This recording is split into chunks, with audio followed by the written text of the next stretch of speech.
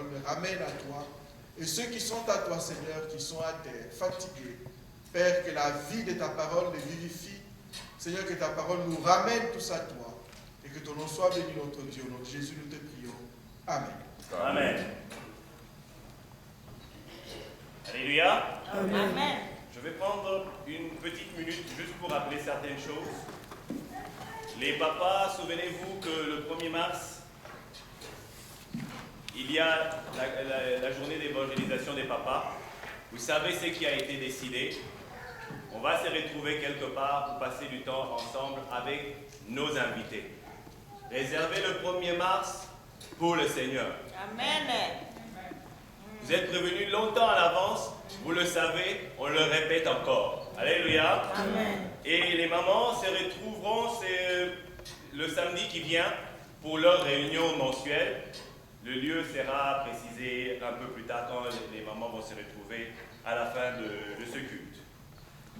Et si jamais il y a parmi nous des personnes qui sont arrivées pour la première fois, sentez-vous libre de vous lever, nous allons vous accueillir dans le nom de Jésus. Bien. On est entre nous, on va alors glorifier le Seigneur.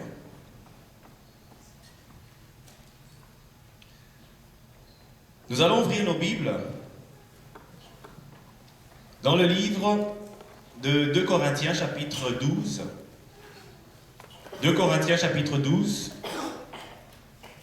versets 8 à 9. 2 Corinthiens 12, 8 à 9. Si quelqu'un dans l'assemblée a trouvé le passage, il pourrait lire. Nous allons particulièrement nous attarder sur le verset 9, sur juste une phrase, mais je nous remets dans le contexte. 2 Corinthiens chapitre 12, versets 8 à 9. Oui, maman.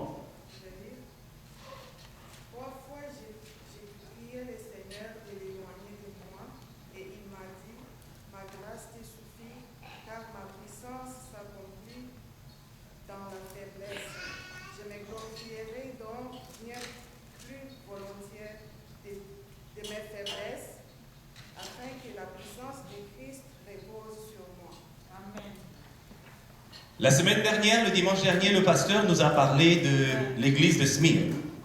Une église qui était confrontée aux épreuves. Et ce passage ici est juste une espèce de continuation sur le sujet. Il s'agit de Paul qui est en train de partager quelque chose, une expérience qu'il a personnellement vécue avec le Seigneur. Il avait une écharpe qui était en train de l'affecter. Et il est venu devant le trône de Dieu et il a prié. Il a prié une fois. Il a prié 2 fois. Il a prié 3 fois. Et le Seigneur lui répond, « Ma grâce te suffit. » Drôle de réponse. Normalement, on aimerait bien entendre à des moments pareils des réponses. « Allez, que ta maladie cesse, que ton problème tombe, que ceci disparaisse. Un peu plus de puissance pour que tu puisses résister. » Mais le Seigneur lui donne une réponse qui peut sembler complètement bizarre.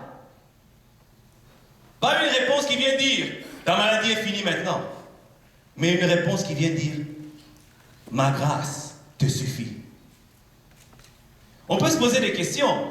On aurait presque envie, et je sais que quand ça m'arrive parfois, tu es en train de prier sur quelque chose, qui est un problème, qui est une urgence dans ta vie. Tu es en train de rechercher la face de Dieu, et c'est comme si jamais le Seigneur semble ne pas répondre directement à ton problème.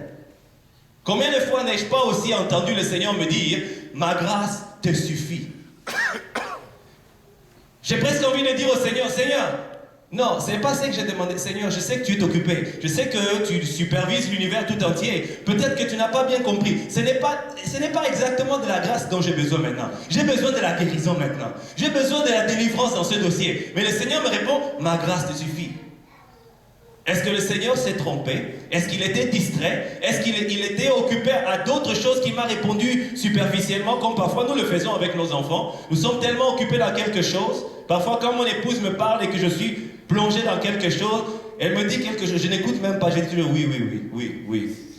Mais je ne suis pas là, je n'ai rien compris de ce qu'elle m'a dit. Et si jamais elle vient par la suite me poser la question, elle dit, qu'est-ce que je t'ai posé comme question? c'est-à-dire, excuse-moi, je ne suivais pas. Le Seigneur n'est pas comme ça. Le Seigneur donne, non pas la bonne réponse, il donne toujours une meilleure réponse pour nous. Alléluia. Alors, certaines réponses de l'Éternel peuvent sembler être bizarres pour nous, mais bien-aimé, garde à l'esprit que le Seigneur te réserve la meilleure réponse. Lorsque nous venons prier Dieu, nous devons garder ceci à l'esprit. Que nous sommes en train d'invoquer le Seigneur pour écouter sa réponse. Et la Bible dit, nous connaissons dans l'histoire de Daniel, où quand Daniel était en train de prier, des jours sont passés, la situation semblait ne pas se décanter. 21 jours plus tard, la réponse est arrivée et l'ange de dire, dès le premier jour où tu as invoqué le nom de l'Éternel, moi l'Éternel, je t'avais entendu et je t'ai répondu. Alléluia. Donc bien aimé, quand tu cries à l'Éternel, sache que dès le premier instant où tu es en train de crier à l'Éternel, l'Éternel t'a entendu et il a prévu une réponse pour toi. Où se trouve le problème? Souvent, nous attendons une forme de réponse de la part du Seigneur. J'ai prié de telle façon, ça va se passer comme ceci, ça va se passer comme cela. Si nous lisons par exemple dans le livre de 2 Rois, chapitre 5, l'histoire de Naaman. Naaman avait un problème. Il est allé jusqu'à se retrouver devant le serviteur de Dieu. Dans sa tête, quand il était venu, il avait déjà un schéma, comment ça devait se passer. Il avait déjà planifié des choses. Mais les choses ne se sont pas passées exactement comme il s'attendait. Il se disait, je vais arriver, je suis un grand général, je suis un homme fort, je suis très réputé, j'ai beaucoup de choses que j'ai fait, je suis un redoutable guerrier, j'ai même assujetti ce pays, donc je suis pas n'importe qui. Donc quand je vais arriver, on va me traiter selon mon honneur, on va me traiter selon mon rang, on va me traiter avec honneur, on va me traiter avec dignité. On viendra, on étalera peut-être le tapis rouge, on va me faire asseoir, on va me faire boire. Il avait déjà un schéma bien arrêté dans sa tête. Mais la réponse qu'on lui a donnée, ce n'était pas celle qu'elle attendait. On lui dit, va te laver dans le Jourdain, 7 fois. Il dit, dans mon pays, il y a des fleuves encore plus grands, plus beaux, plus propres que le Jourdain. Il était tellement fâché qu'il était sur le point de partir. Bien-aimé, combien de fois nous venons dans nos prières invoquer l'Éternel sur quelque chose en ayant déjà dans notre tête l'idée quelle sera la réponse du Seigneur. Il va faire ceci, il va dire ceci et ça sera fini. Il va dire aux maladies cesse. Un enfant de Dieu repose sur la confiance qu'il a dans le Seigneur. Bien-aimé, si jamais la prière que tu fais, tu n'attends pas, non pas ta réponse, mais la réponse de l'Éternel, tu vas t'exposer à bien des frustrations. Parce qu'à chaque fois, tu attendras ta réponse. Mais ce que le Seigneur a fait dans la vie de maman Euphrasie, ça ne veut pas dire qu'il va faire la même chose dans ta propre vie. Parce que chacun d'entre nous est particulier. À chacun d'entre nous, Dieu a prévu un plan qui lui est spécifique. Ta vie à toi n'est pas la vie de quelqu'un d'autre. Quand Jésus-Christ est mort sur la croix de Golgotha, il n'est pas mort pour un paquet de gens. Il est mort pour toi aussi spécifiquement. Pour tous les détails de ta vie. Tu es un homme, tu es une femme, tu es un enfant, tu es un adulte, tu es une personne âgée, tu es un bébé. Quelle que soit la condition que tu es, le Seigneur a spécifiquement une réponse pour toi. Et ta réponse n'est pas la réponse de quelqu'un d'autre. Mais si dans ta tête, quand tu viens invoquer l'Éternel, tu as déjà ton image. Parce que je sais que quand maman Euphrasie avait prié, Dieu lui avait répondu comme ceci. Quand maman Françoise avait prié, Dieu lui avait répondu comme ceci. Quand papa Gand avait prié, Dieu lui a répondu comme ceci. Donc je vais recevoir la même réponse. Non. Pas nécessairement. Parce que Dieu n'est pas limité dans un schéma. On ne peut pas mettre Dieu dans un schéma. Je veux que Dieu, je fais ça et ça et ça. Au point que certains chrétiens sont devenus des flatteurs devant Dieu. Ils sont en train de prier d'une certaine façon. Je vais prier quand je vais dire, oh Seigneur, tu es le lion de la tribu de Juda. Ah, il aime entendre ça, donc il va faire ceci. Non, non, non, non, non. Bien-aimé, Dieu n'est pas un corbeau que tu vas venir flatter pour qu'il fasse tomber le fromage. Non, non, non. Dieu est ton maître. Amen. Il est celui qui a décidé un jour de transformer ta vie. Le jour où tu as décidé de donner ta vie à Christ, ce jour-là, le Seigneur a dit, je me porte garant de ta vie. Il a établi une alliance avec toi pour que ta vie ne soit plus jamais la même. Et parce que tu as une alliance avec l'Éternel, un plan que Dieu a conçu pour ta vie, ce plan est juste pour toi. Et parce que Dieu a un plan juste pour toi, il a une réponse juste pour toi. Cesse de regarder à gauche et à droite. La réponse de Dieu dans la prière, elle est basée sur une chose, sur l'abandon de ce que Dieu va me donner comme réponse. J'abandonne mon choix à moi de réponse. Je m'abandonne entre les mains du Seigneur et je vais faire selon ce qu'il dit. Alléluia! Il est étrange de constater qu'aujourd'hui, bien des chrétiens ont plus de foi dans leur GPS que dans le Seigneur. Je m'explique. Tu vas dans une ville que tu ne connais pas. Tu programmes ton trajet sur le GPS. Si le GPS te dit, à 1 km, tu vas tourner à droite, déportez-vous sur la bande de droite. Tu n'as pas encore vu la sortie à 1 km, mais déjà tu commences la manœuvre. Parce que tu fais confiance au GPS. Tu dis non, ça ne peut pas me tromper. Puisqu'il me dit ceci, même si je n'ai encore rien vu, même si jamais ce n'est pas maintenant que je dois sortir, puisqu'il m'oriente dans cette direction, je vais alors suivre ce chemin. Et tu te déplaces, et effectivement, 1 kilomètre plus loin, ta sortie est à droite, et tu sors de l'autoroute pour prendre le chemin que tu voulais. Alléluia! Mais quand le Seigneur te dit, voici ma réponse, tu as plus du mal à croire. Tu as plus du mal à attendre cela. Oui, mais Seigneur, ce n'est pas exactement ce que je voulais. Seigneur, est-ce que tu as bien vu? C'est moi. Regarde bien, c'est moi. C'est toi qui me réponds tout le temps, c'est moi. Et le Seigneur te dit, ma grâce te suffit. Oh, je sais que quand tu es en train de pleurer dans le secret de ton cœur, je sais lorsque les choses se dépassent, mais je veux simplement te dire ceci, que ma grâce te suffit. Qu'est-ce que la grâce? J'ai mon ami Chadi à qui je pose souvent la question. Je lui ai posé dernièrement la question, je lui ai dit, c'est quoi la grâce? Il m'a dit, c'est la faveur imméritée de Dieu. Et c'est vrai, c'est exact. Une faveur imméritée de Dieu. Mais quand on nous parle de faveur imméritée, nous avons souvent tendance à nous baser sur l'option imméritée. Et c'est vrai, c'est une bonne chose, effectivement. Parce que nous n'avons pas mérité l'amour de Dieu. Nous n'avons pas mérité la grâce de Dieu. Nous n'avons pas mérité le pardon de Dieu. C'est Jésus qui a rendu cela possible dans notre vie. Il est celui qui nous a réconciliés avec le Père. Nous n'avons rien fait pour que Dieu soit débiteur vis-à-vis de nous. Qu'il ait une dette, il dit, bon, puisque j'ai la dette vis-à-vis de toi, je vais régler ta dette en faisant ceci. Non. C'est immérité. Mais c'est une faveur. C'est quoi une faveur?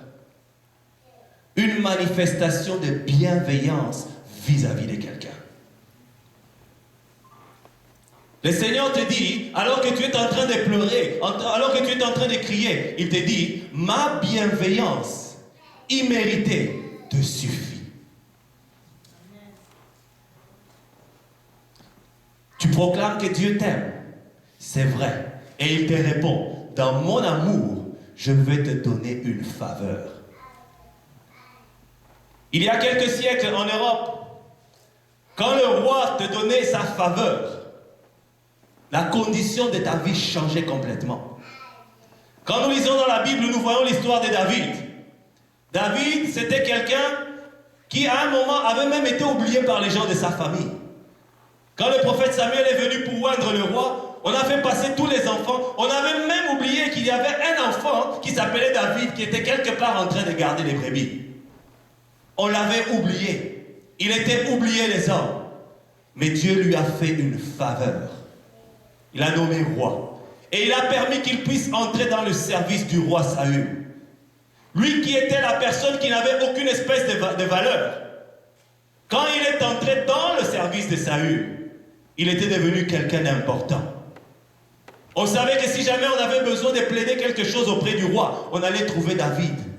Ceux qui méprisaient David commençaient à les regarder d'un nouveau regard. Ils se disaient, Celui-là, c'est vrai qu'on a vu qu'il était inutile, mais parce qu'il a la faveur du roi, parce qu'il a accès à un endroit que moi je ne peux pas y aller, j'ai intérêt à être gentil avec lui. Alléluia. Et la Bible dit que nous qui sommes devenus enfants de Dieu, nous avons acquis la faveur de l'Éternel. Cette faveur qui fait de nous des enfants de Dieu. Cette faveur qui fait de nous des princes et princesses du royaume des cieux. Qui nous donne un statut différent.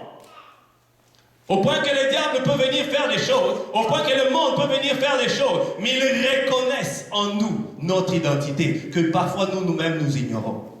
Parfois même nous négligeons. Parfois même nous ne voyons pas la valeur de cette identité. Mais le Seigneur nous a donné une identité.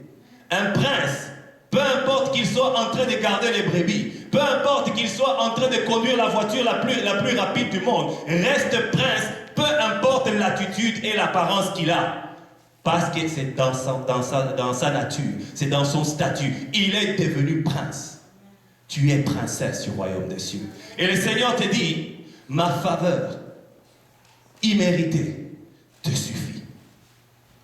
Pendant que tu es en train de pleurer, pendant que tu attends une réponse qui ne correspond pas à ce que tu attendais, tu reçois une autre réponse. Le Seigneur te dit, garde à l'esprit que tu as ma faveur. Et parce que tu as ma faveur, le statut que tu as n'est pas semblable à quelqu'un qui n'a pas ma faveur. Je m'inquiète pour toi, je me soucie de toi, je m'occupe de toi, car tu as du prix à mes yeux. Et la Bible dit dans le livre d'Ésaïe chapitre 43, à partir du verset 1 jusqu'au verset 47, au verset 7, pardon, Ésaïe 43, verset 1 à 7, la Bible dit dans ce passage que si jamais tu devais passer par les eaux, ils ne te submergeront pas. Et si jamais tu devais traverser par le feu, ils ne te consumeront pas.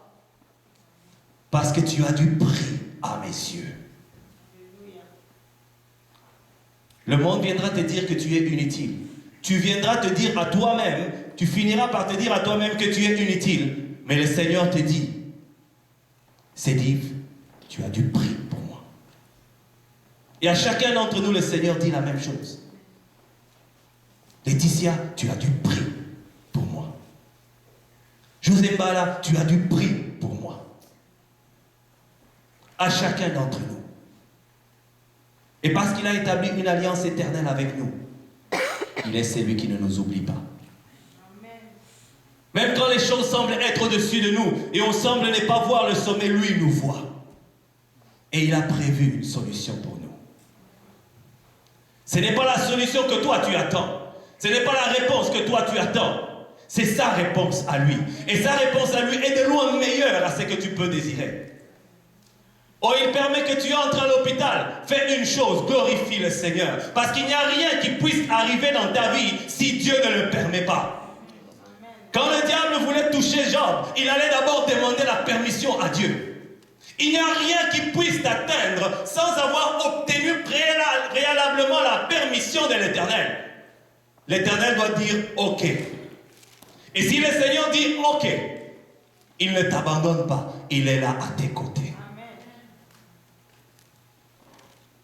Il est là à tes côtés pour te dire, je suis là. Je vais te sortir de la situation. Et tu me glorifieras. Tu invoqueras mon nom, je répondrai et tu me glorifieras. Car la Bible dit qu'il ne s'agit pas de n'importe quelle grâce que nous avons. C'est la grâce de l'Éternel. La grâce d'un homme peut s'arrêter à un niveau. On a vu des prisonniers qui ont obtenu la grâce présidentielle. Mais lorsqu'il a fait quelque chose, on le remet encore en prison. Ou si jamais ce président est parti parce qu'on avait quelque chose contre lui, on le remet encore en prison. Mais c'est lui qui nous accorde sa grâce. C'est l'Éternel, le Dieu des armées. C'est lui qui a créé toutes choses. C'est lui qui appelle à l'existence des choses qui n'existent pas. C'est lui qui ouvre le chemin là où il n'y a pas de chemin. C'est lui qui réveille même ce qui est mort. C'est lui qui ramène à la vie ce qui était détruit. Parce qu'il est le Dieu qui prend soin de chaque détail de ta vie. C'est lui ton Dieu. Et il te dit, ma grâce te suffit.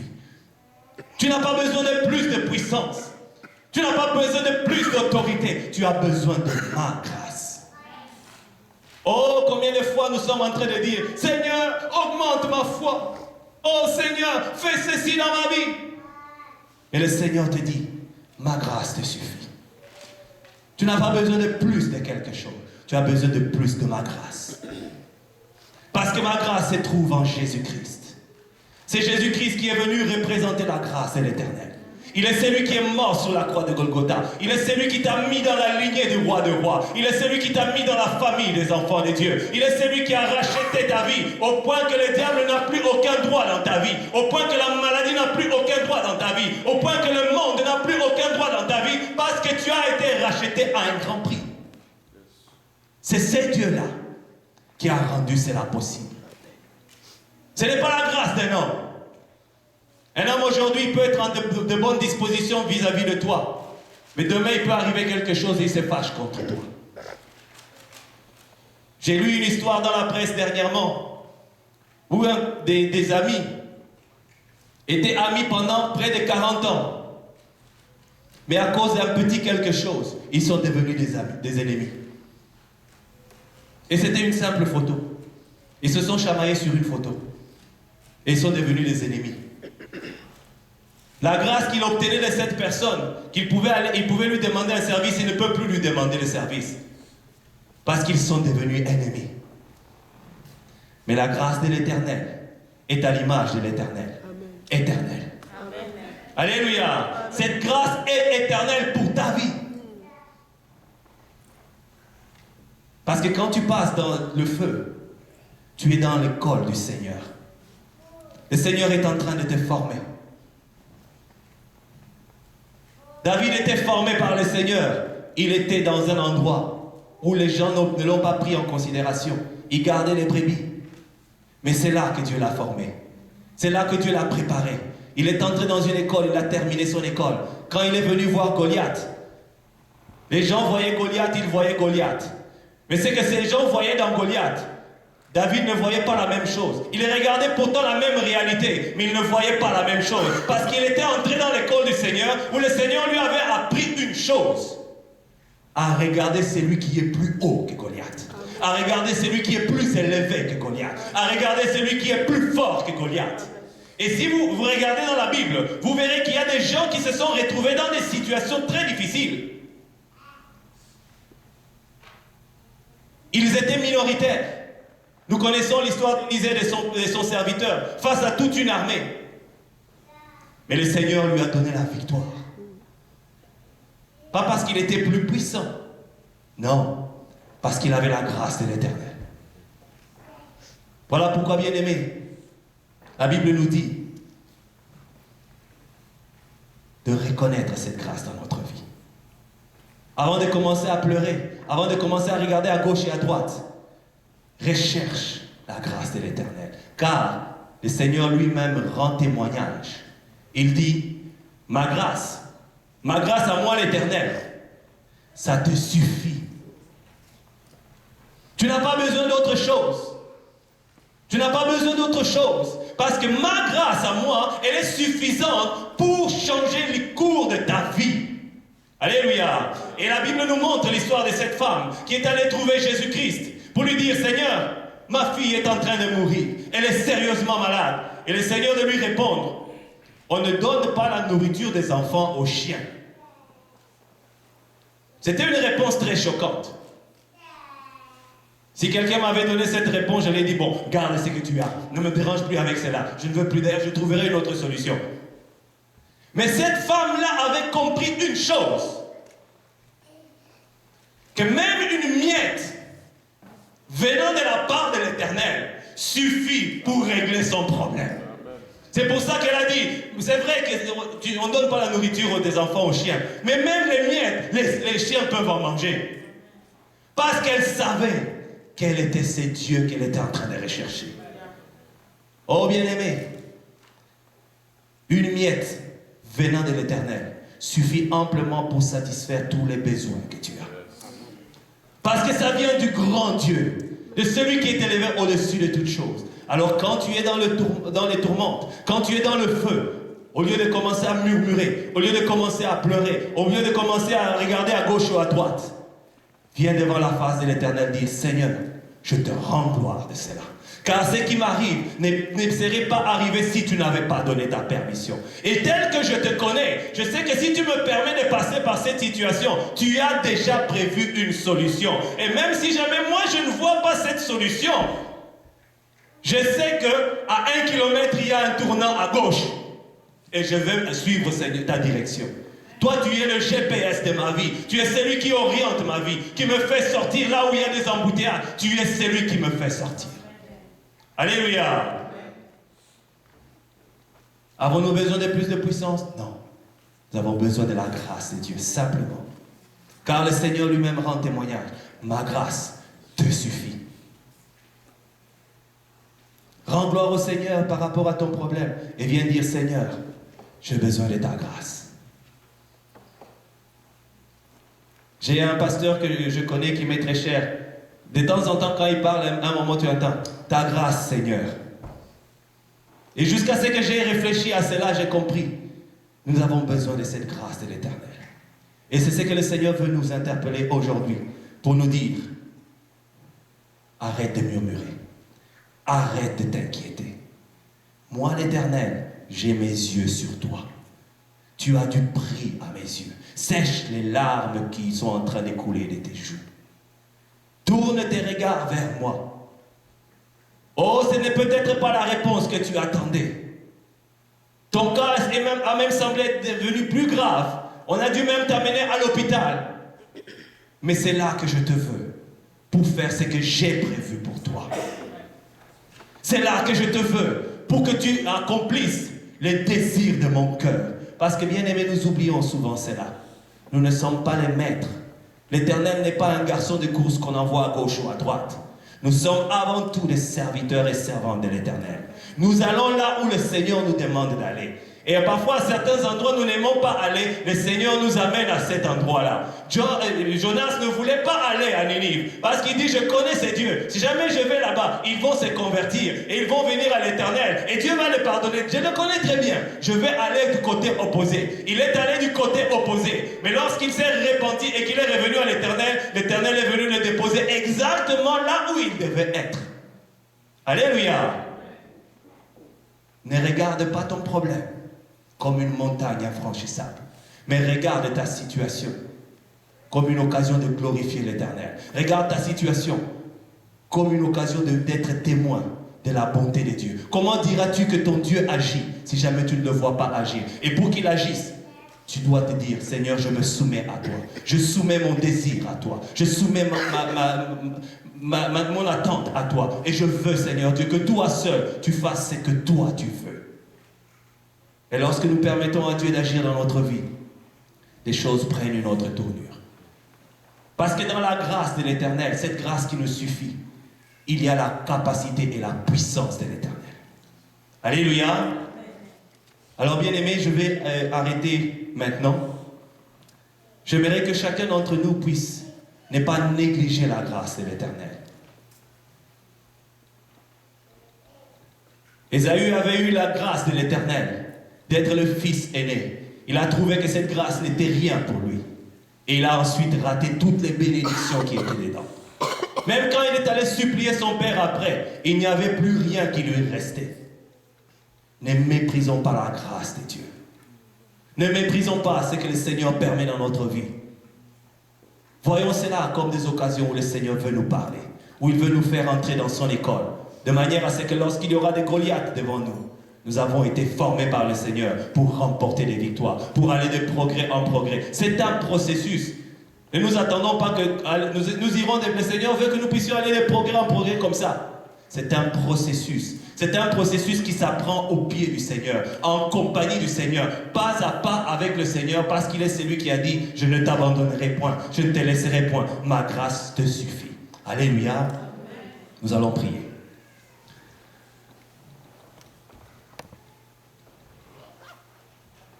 Tendre Père, nous te remercions et te rendons gloire. Parce que tu es celui qui fait du bien dans notre vie. Tu es celui qui veut nous manifester, Seigneur Dieu, cette faveur imméritée. Reçois la gloire pour cela. Reçois la louange pour cela, Papa, parce qu'aujourd'hui encore, tu nous as rappelé que ce dont nous avons le plus besoin, c'est de ta grâce.